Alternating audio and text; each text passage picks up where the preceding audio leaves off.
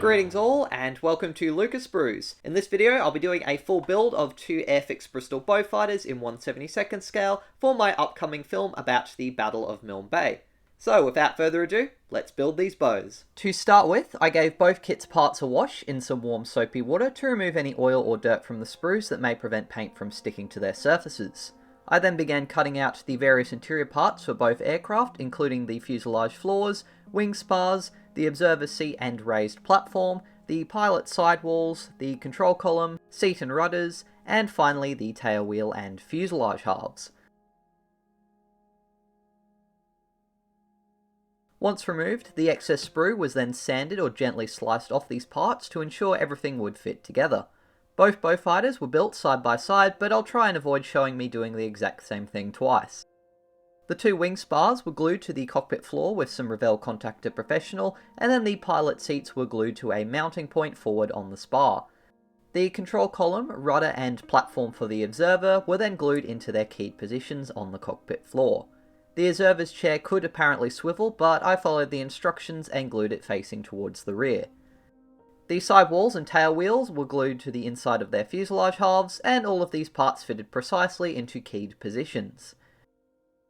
When I started this build, I did not have my airbrush, and I was not in the habit of priming my interiors, so initially I painted 3 coats of watered down Vallejo 71035 interior grey green, which is a very nice match for a common green used in the cockpit of British aircraft.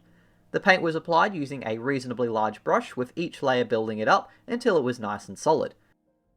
I must say I definitely prefer airbrushing now, especially for things like this, as it saves a lot of time waiting between each coat for things to dry. For some of the tricky to reach areas, I used a fine brush to apply the paint, and once the final layer had dried, I then picked out the control column and various raised details on the cockpit sidewalls with some Vallejo model colour flat black. I also painted the main instrument panel with this colour while it was still on the sprue.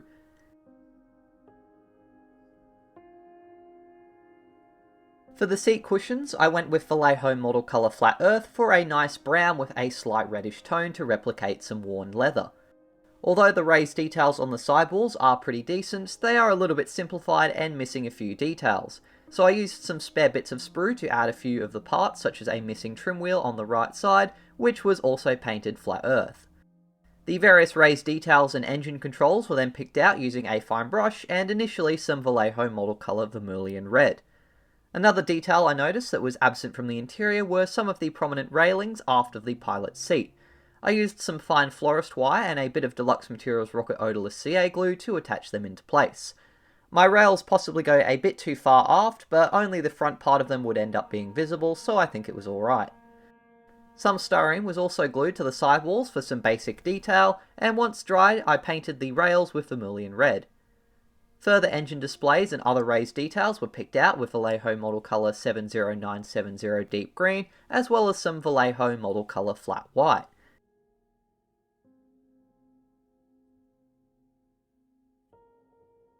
I did a couple of coats with these various colours for the details, where required, and also did some touch-ups with the interior green. The last details I painted were the raised buttons on the control column with some X31 Titan Gold, and then I did some light dry brushing with some Tamiya flat aluminium to create some metal chipping. This was applied mainly on the raised ribbing inside of the fuselage, and also around areas where the pilot might walk or bump into things. The instrument panel is flat with no raised details, though decals are provided for some basic instrument details. These were stuck in some warm water and then slid onto the instrument panel. To highlight the details and add some grime and weathering, I added some Tamiya black panel accent over all of the details in the interior, and once applied I then rubbed the excess away using a cotton bud dipped in some X20 enamel thinners, leaving the panel liner around the edges of the raised details and in the recesses. The instrument decals were protected with a layer of matte varnish, and then after a few hours to let it dry, they were cut out of the sprue and glued to the sidewalls of each Beaufighter. Before then sealing the cockpits into the fuselages, I decided to add some fine metal wire to represent some of the aircraft's internal wiring around the wing spar centre, and with that in place, I joined the two fuselage halves. The instrument panel seemed to make the fit a little bit awkward, but otherwise they fitted together reasonably well. While the fuselage halves dried, I dry brushed the wiring I had with some white, and also dabbed some gloss varnish onto the dials of the decal on the instrument panel to replicate some of the glass on the dials, but this is a lot easier to do when the instrument panel has recesses. After a bit of black wash on the wiring, I then pushed the cockpit floor up into the fuselage and glued it into place. It took a bit of fiddling and pressure to get both cockpits into each Beaufighter, but eventually they were in. Next I cut out the lower fuselage piece, and after doing some cleanup to it, I glued it to the bottom of the fuselage.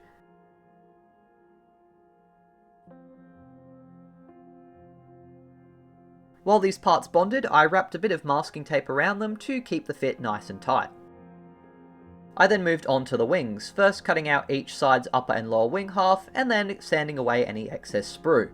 Since I would be building an early version of the Beaufighter, I followed the instructions and sanded off the bulge on the top wings, and then I rescored in any panel lines that had been damaged. I probably should have noticed it sooner, but it wasn't until the very end of this build that I noticed that the machine guns are not actually drilled out in the wings. So unfortunately, as soon as the parts had been glued together, I then glued them to the wing spars and would have to correct this later on. Speaking of corrections, the early Beaufighters did not have a dihedral for their horizontal stabilizers, and they were also slightly shorter. I had a high planes conversion tail from the Beaufighter that I brought from a friend, so I ended up using this as a template to cut one of the Beaufighter's stabilizers to the correct shape. After a bit of cutting, sanding and scoring, I eventually had the correct shape from one of the kit's stabilizers, and I also adjusted the joint at the fuselage so they would fit. Initially I tried gluing the stabilizers first, but in the end I found it was easier to add the tail and rudder and let them dry first. While the tail and rudder dried, I cut out, cleaned up and added the nose to the front of the aircraft, making sure to leave the kit's square gun camera in place based on reference photos. My modified horizontal stabilizers were then fitted to one of the Beaufighters, though there was a very large gap that made it a bit tricky and would also have to get filled in later on. The high planes conversion set was used on the second aircraft, and though not as cleanly moulded and the details were a bit vague, they went into place a lot easier. At this point, I painted the wheel wells with Vallejo Model Air IDF green, as well as the inside of the engines, landing gear struts and doors while they were on the sprues. Much like with the cockpit, I used water to thin these acrylic paints down and applied several coats with a brush before they became solid. For some of the unpainted landing gear parts, I used some XF16 flat aluminium thinned down with some Tamiya X20A thinners instead of water. For the front of the cowling, I initially painted a few coats of X33 bronze, but later would completely repaint them. Gradually, I've been replacing my Tamiya paints with Vallejo equivalents, as I find I prefer the ease and low toxicity of their water-based paints compared to the Tamiya ones, although they are definitely not as durable. The engine cylinders were painted with Vallejo model colour 70865 oily steel for a dark metallic colour, while the frames for the engine were painted IDF green but would later get repainted to black. After a few coats, I then cut out each engine's 3 cowling parts and 2 engine halves. A bit of cleanup was required to remove the excess sprue from the cowlings, and once that was done, I glued the engine halves together, though I found the keying is very small on them, so they were a bit tricky to line up correctly. The cowlings were glued together, which was even more tricky, and they were a very fragile assembly with a few gaps. The engine was then glued to the nacelle, and the cowling slid over the top of that. The fit for the cowlings is really tight, so I found I had to sand the edges of the cylinder framework slightly to get them to fit. I was initially tempted to design and print my own set.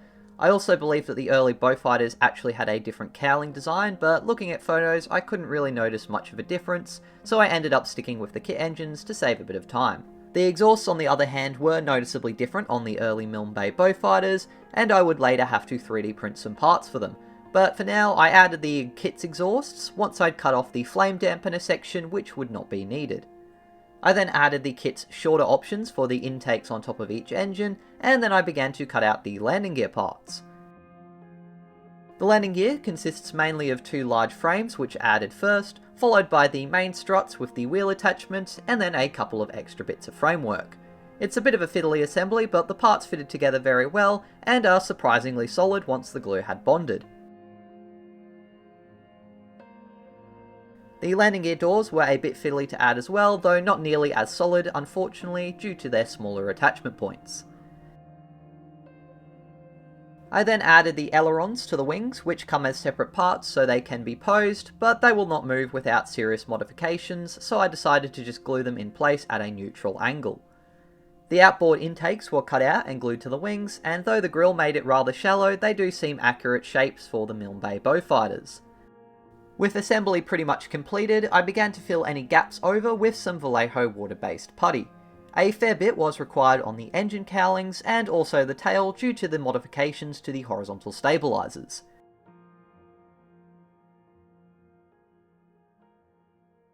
Once applied, I gently rubbed away any excess putty using a damp finger, which left it only in the gaps. I gave the putty a full 24 hours to set, before I then used a knife and pointed scriber to restore any panel lines that were weak or had been filled over with any putty. I also did some light sanding to smooth over some of the areas.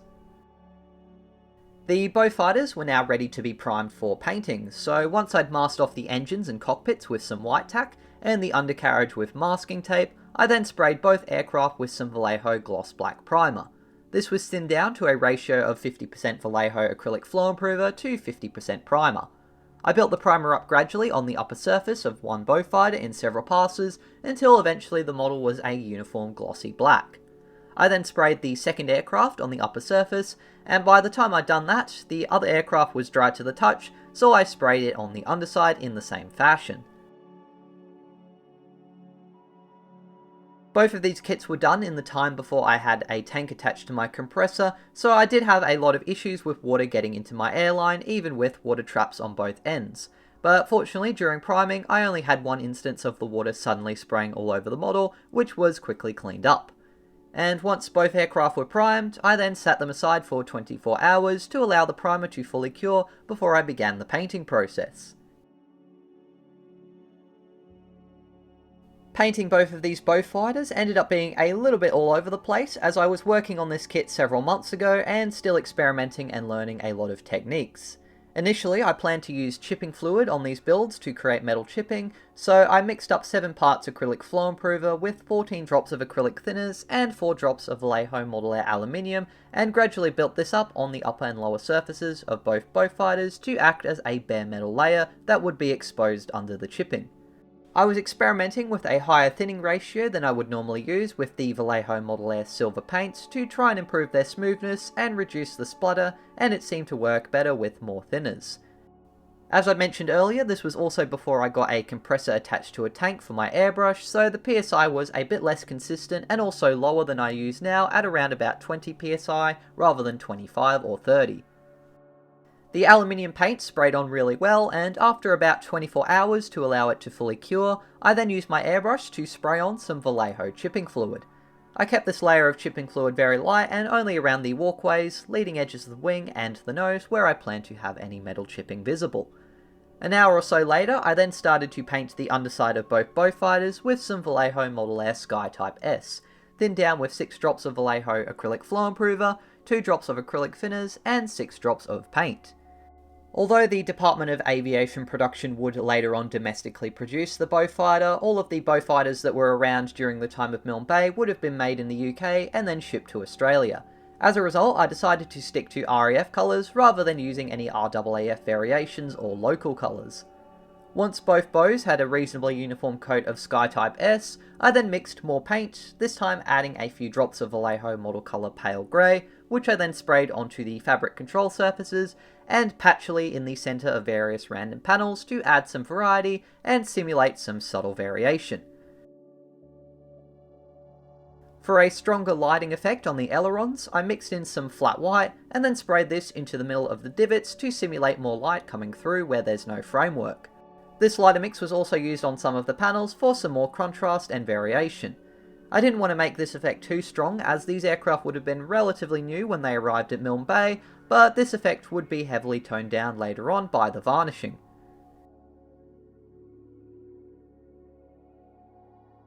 After considering the fact that I didn't want to go too crazy with the metal chipping, and the fact that I had a negative experience with the Italeri P51 I was also doing at the same time, I decided to try and, instead of using the chipping fluid, seal it in with some Vallejo acrylic gloss varnish.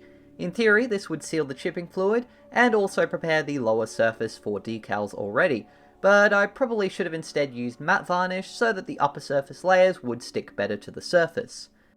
I also probably should have used a lacquer-based varnish to cover the chipping fluid rather than the weaker water-based Vallejo varnishes, but fortunately it didn't affect the build too much. I then gave the varnish 24 hours to fully cure before I then applied masking tape over the areas that I wanted to keep sky based on references.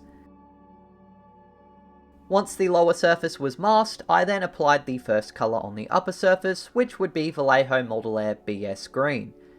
Yeah, Vallejo probably could have chosen a better acronym for British in their paint range between you and me, but anyways, this paint was mixed to a ratio of 3 drops of thinner, 7 drops of acrylic flow improver, and 20 drops of Model Air BS Green.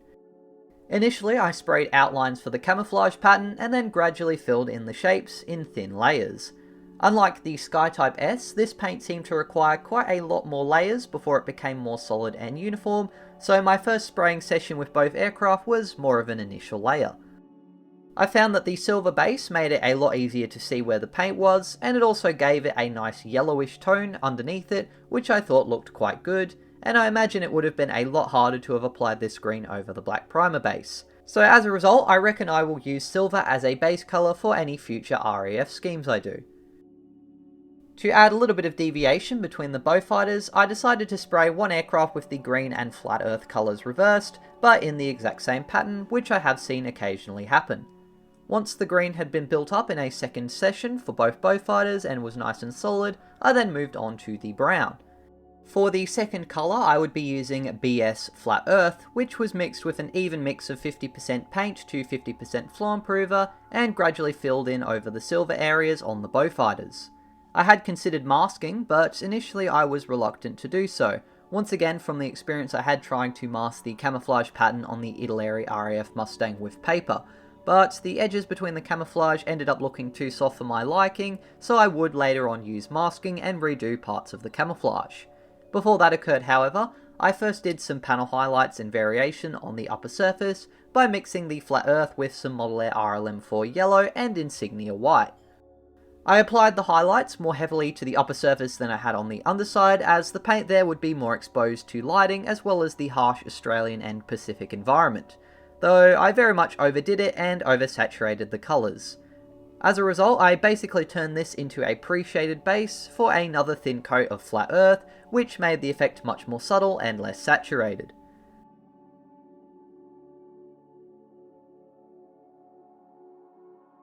After the last of the flat earth layers had 24 hours to fully cure, I masked over them using some AK Interactive plastic putty. This would allow me to create some organic shapes for the masking, and I found it pretty easy to apply. Though it's definitely not as accurate as a proper masking set, I was reluctant as mentioned to try out plans and paper masks as I'd done previously on the Mustang, so I thought this was a good easy alternative.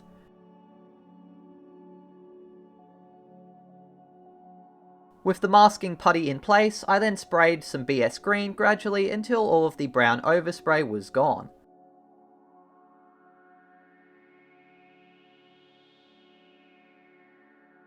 Following that, I mixed a few drops of insignia white with the BS green to create a lighter, more saturated colour once again, and sprayed this in the centre of various panels inconsistently for some shading and subtle paint wear and variation.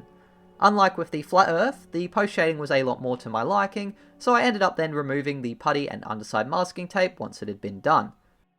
I have to say I was really happy and relieved with how the masking had turned out, considering how little I've done previously. I definitely need to work on my masking techniques, so I'll be watching some other videos, and feel free to share any tips if you want in the comments. There were still a few dodgy spots which I would carefully neaten up by brush in several thin layers, using the various colours for the camouflage and adding whites or lighter colours to match the areas if needed. I definitely prefer airbrushing models to entirely hand painting them, but the good old hairy stick still has a place on my workbench even for painting camouflages.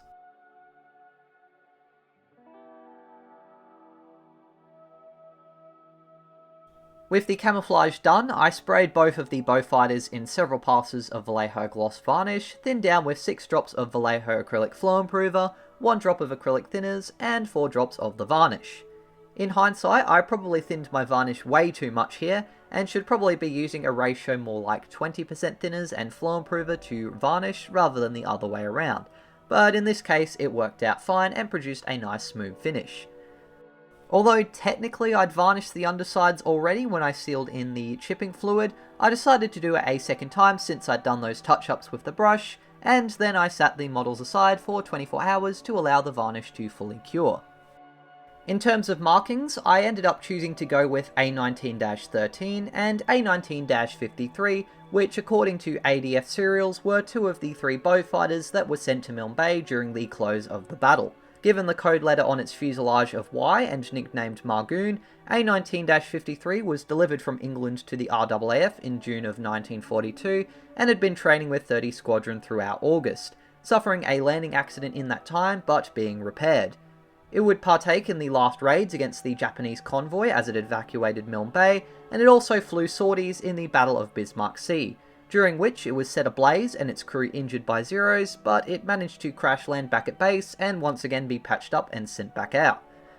Eventually, however, A1953 and its crew Lucas and Yates sadly went missing while flying in poor weather on the 30th of October 1943. A19-13 on the other hand had a much shorter career.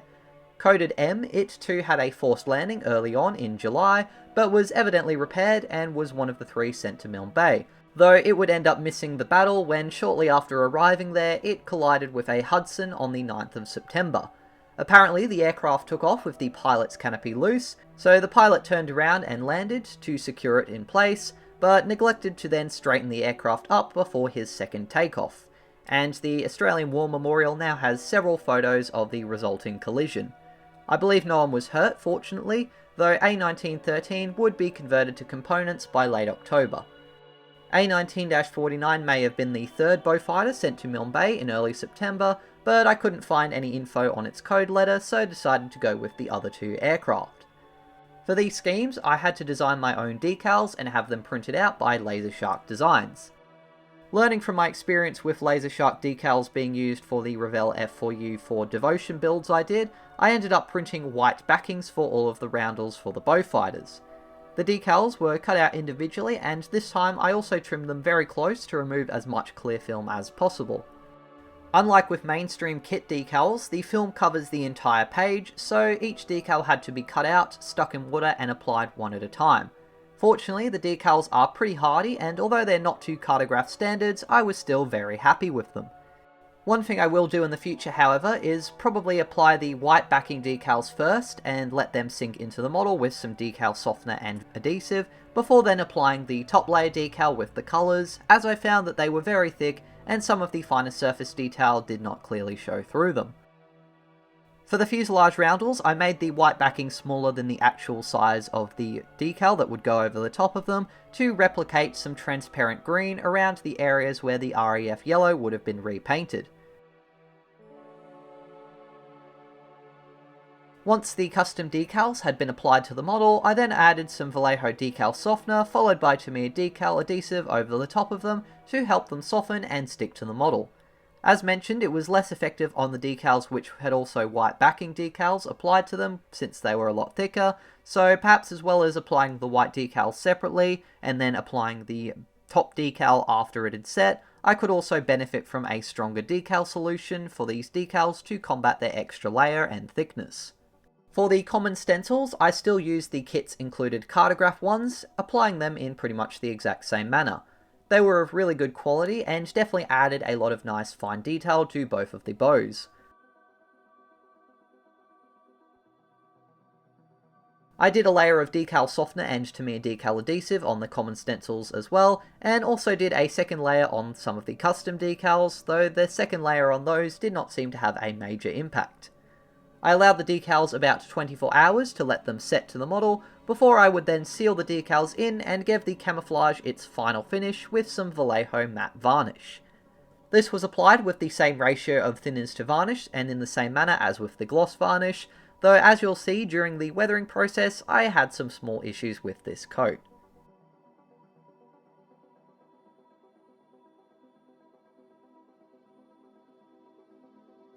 After giving the matte varnish 24 hours to fully cure, I then removed the white tack masks from the canopy and engines, and unfortunately they took the front row of cylinders out with them, so I had to glue them back into place.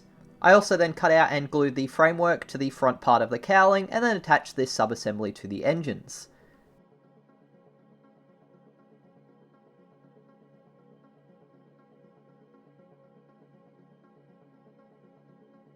As well as designing and 3D printing some new exhausts, I also did some new main wheels, since the Milne Bay Beaufighters appear to have spoked wheels with no tread on the tyres, whereas the included main wheels in this kit have smooth wheel hubs.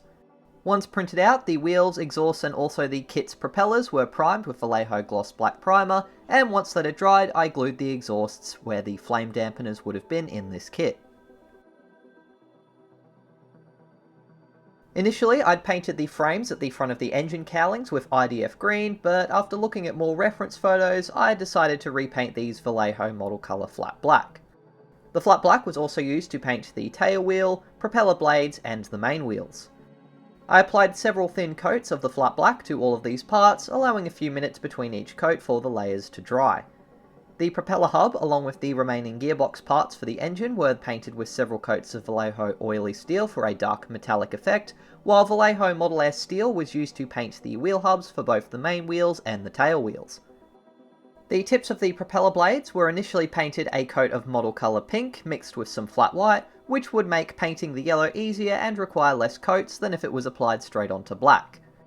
While allowing for the pink base coat to dry, I decided to address the engine exhausts.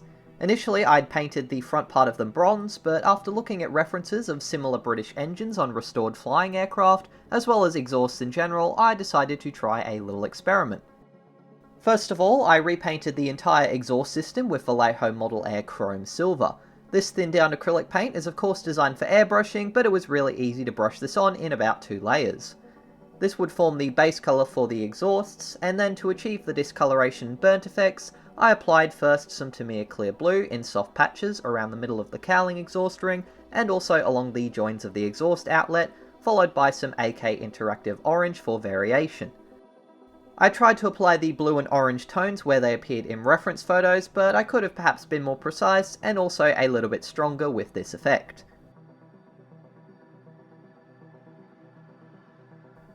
The final layer of paint onto the exhaust was some model colour Old Rust for some heavy flakes, and while those colours dried, I painted the tips of the propeller blades with 2 coats of Vallejo Model Air Flat Yellow, which was super easy to apply over the pink. To then achieve a rust-like colour on the exhaust system, I then applied a layer of AK Interactive Light Rust Wash, thinned down with X20 enamel thinners to smooth the enamel product and also make it thinner.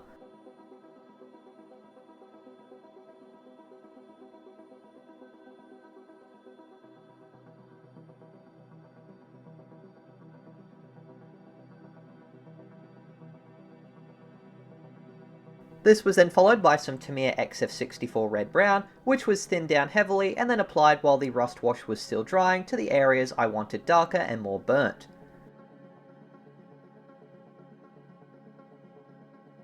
Finally, some XF1 Flat Black was then blended in as well, and the enamel paints were then allowed to dry.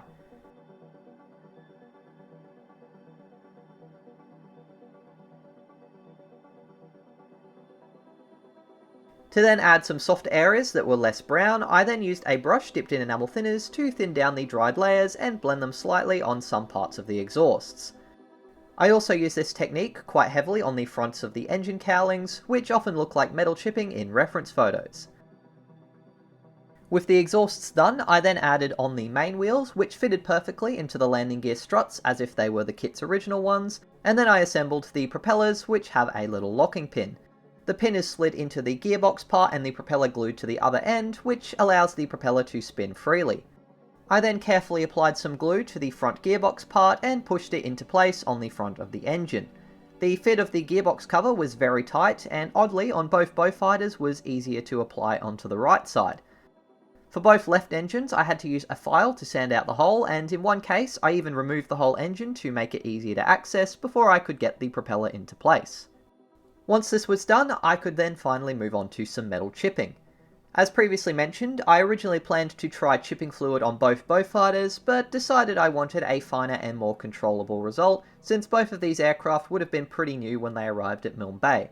Having said that though, photos of A1913 and some other Beaufighters from a similar time period still seem to show quite a lot of weathering, including metal chipping. Granted, A19-13 had just had an accident in these photos, but I'm pretty confident some of this was not the result of the crash. To create the metal chipping, I used a fine brush and some Vallejo Model Air aluminium. The excess paint was removed from the brush, and then I dry brushed and dabbed the aluminium paint onto the areas I wanted to add chipping. On Beaufighters, this can be seen on the leading edges of the wings, the propellers, around the engine cowlings, intakes, access hatches, and in some cases quite heavily around the nose. I also added a tiny bit of chipping around the observer's access hatch on the roof of the fuselage, and some areas on the wing where foot traffic from pilots and maintenance crew might damage the paint slightly over time. Once this was done, I left the metal chipping to dry for a few minutes, and in the meantime I squeezed out some Abteilung 502 oil paints onto some cardboard and left them aside to leak out some of their excess oil. During that time, I got out some Tamiya black enamel panel liner and applied it along all of the panel lines for both Beaufighters as part of my usual weathering. The enamel wash helps to highlight the surface details and also gives the impression of grime built up subtly in the panel lines. Once applied, I then dipped a cotton bud in some X20 enamel thinners and started to gently rub the excess panel liner off both models. Normally, this simply removes the excess panel liner and helps it flow more into just the recessed details, but in this case it seemed to start peeling off something. I tried to switch to a brush and also gently wipe the panel wash away with paper towel in case the cotton buds were being too abrasive, but even the brush still caused this peeling effect, and the paper towel was then needed to wipe away whatever was peeling. I suspect this might have been part of the matte varnish layer that had been applied over the decals to protect them, and normally I don't have any issues like this. Fortunately, this didn't happen on the underside of either aircraft, and though some of the paint chipping flaked away with the varnish, the upper surface remained matte and in good condition. I have heard that the Tamiya enamel thinners are quite aggressive, so in the future I might try using some gentler odorless thinners or white spirits to see if that prevents this from happening again. I suspect this may have happened on my Revell Corsair double builds I did recently, but this is the first time I've actually noticed this happen while working on a build, and I've been using this combo of panel liner and X20 enamel thinners on acrylic paints for several years now without any other incidents. In any case, as well as streaking away the excess panel liner, I also used a cotton bud on the underside to dab some of it onto the areas under the engines to create some oil marks, which are quite common on aircraft with radials. Once the panel liner had been applied, I then allowed it some time to dry before I then got out the oil paints from earlier for some additional weathering. The first effect I did was to create a subtle buildup of dried mud on the fuselage sides and underside of the wings, using some heavily thinned down dark mud in a swiping motion. This would replicate some stains and dirt from operating out of unprepared airstrips. The dark mud and some light mud were then wetly dabbed along the areas of the wing where ground crew would walk, and then I switched to some ivory black and engine grime mixed together to create exhaust stains and gun smoke. For these effects, I would apply the oil paints and then wet my brush in the thinners to then soften the edges, or a fine brush to streak the effect backwards in the direction air would flow over the wings. Looking at reference photos of other Beaufighters, these stains and streaks could be very prominent. I used some AK odorless thinners to both reactivate the oil paints that had slightly dried and also to thin them down and remove any excess or soften the edges once they were applied onto the model.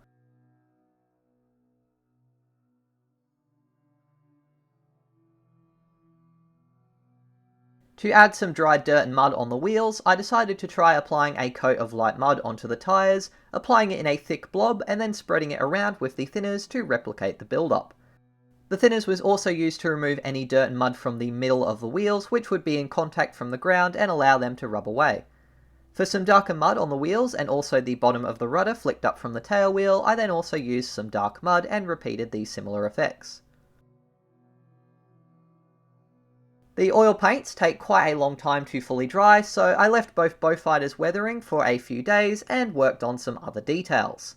These included the nav lights, which were painted several coats of RLM01 silver for a shiny base colour, and in between coats of that I painted the antennas the colour of the camouflage where they would be attached, and reused the RLM01 silver for the pitot tube. Although the clear parts included in this kit are of really great quality, I still decided to sacrifice one of the Beaufighter's set of clear parts to create some bucks, and re-vacuform copies of the canopy, observer's dome, and clear cover on the radio finder with my vacuformer. Once I'd vacuformed these parts, they were then cut out of the sheet and trimmed to fit the Beaufighters. The front windshield didn't fit perfectly, but the kit's canopy was already slightly too wide as it was, though in general the fit of the other parts was pretty good. Although it probably would have helped to have glued the canopies in place and removed some of the gap, I decided to leave them temporarily unglued so that I could still add some 3D printed RAAF pilots later on when filming Milne Bay. With the silver dry, the nav lights were now painted with Tamiya clear red and clear green, and for the landing lights, I decided to try adding some lamps by cutting out 2 circles from some shiny aluminium packaging and gluing them into place. It was a little bit of a crude technique, but still better than nothing. The Milne Bay Beaufighters all seem to have had radio direction finding equipment, and parts are actually included for this in the kits. However, neither kit featured schemes which used them, so the instructions didn't indicate that you have to cut out a hole in the fuselage to fit them into place. Since I'd already assembled the fuselage, I obviously couldn't really do this, so instead I cut the loops from the base part that they're attached to and roughly glued them into the correct place. Though initially I attached them too far forward on the fuselage and would have to reattach them further aft later on. The frames on the vacuform canopies were less pronounced than the kit ones, but they were still reasonably easy to paint. First with 2 coats of the interior grey-green for their internal framework colour, and then either BS green or BS brown for their exterior colour, depending on which Beaufighter I was applying them to. Since I used acrylics for the canopies, I could then gently scratch away any mistakes with a cocktail stick to neaten them up. The type of landing gear light I would use also had an internal wall between each half, which I carefully painted with the interior green. While the interior grey-green dried, I then cut out the 2 nav lights for each wing. The nav lights are very awkwardly positioned on the sprue, so once they were cut out I had to trim away the excess carefully with a knife, which was very fiddly and tricky given their tiny size. Ordinarily I'd use odorless rocket CA glue for clear parts since it doesn't fog them up and dries quite strong, but I'd ran out at this time, so I instead tried some micro crystal clear, which is very much like a slightly stronger PVA glue, and although it dried clear, the bond seemed very weak on the nav lights, so I may have to re-glue them later on with the odorless glue when I get some, so that I don't accidentally lose the clear nav lights when handling the models in stop motions. I did my best to clean up the interior grey-green inside of the landing lights, though it was a little bit tricky to get the cocktail stick into them, but once done I then cut them out and slotted them into place. The fit of the landing gear light covers is really tight, so I decided to not actually use any adhesive on it. The rigging for both of the Beaufighters was then created with some AK Interactive mega thin rigging wire and some super glue, and for a change it was nice and easy and I didn't swear once. The rigging consisted of a single main line that led from the fuselage antenna to the top of the tail, and although there was also a smaller wire that goes from the mast to the fuselage, which you can see in reference photos, I decided to leave this one out as it was a little bit too small and fiddly and there wasn't really much of a contact point for the mast or the fuselage. I did some final touch-ups with the green and brown for the canopies, and I also repainted the damaged areas from where I'd removed the first attempt at placing the direction finders. At this point I finally noticed and decided to drill out some holes in the wings for the machine guns which are absent in this kit.